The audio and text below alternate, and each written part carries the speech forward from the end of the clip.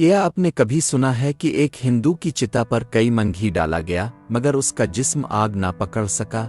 ये कोई कहानी नहीं बल्कि तारीख का एक हैरान कुन वाकया है। इसका कुरान से क्या ताल्लुक था, आइए जानते हैं।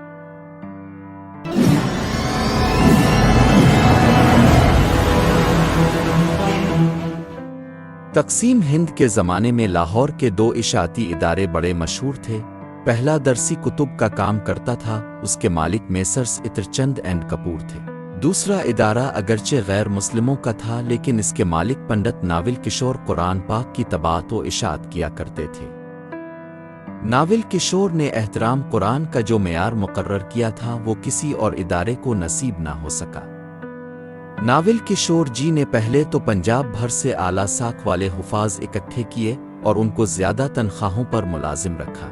एहतराम कुरान का ये आलम था कि जहाँ कुरान पाक की जन्नत बंदी होती थी वहाँ किसी शख्स को खुद नाविल किशोर जी समेत जूतों के साथ दाखिल होने की इजाज़त नहीं थी। दो ऐसे मुलाजिम रखे गए थे जिनका सिर्फ और सिर्फ एक ही काम था कि तमाम दिन इदारे के मुख्तलिफ कमरों का चक्कर लगाते रहते थे।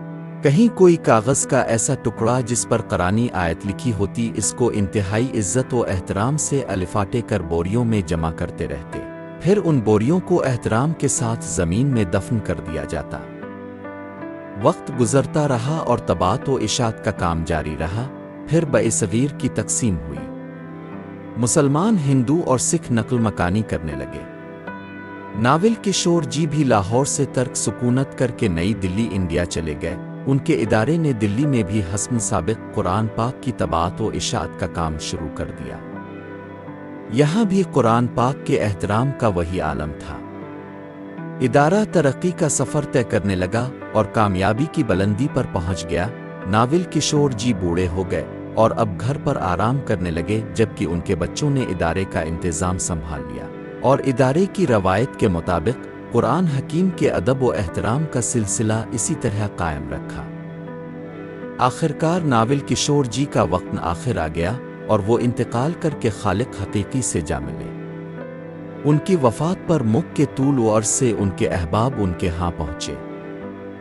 एक बहुत बड़ी तादाद में लोग उनके क्रियाक्रम में शरीक होने के लिए शमशान घाट पहुँचे। उनकी अर्थी को चिता पर रखा गया। चिता पर घी डालकर आग लगाई जाने लगी तो एक इंतहाई हैरत अंगेज वाक़या हुआ।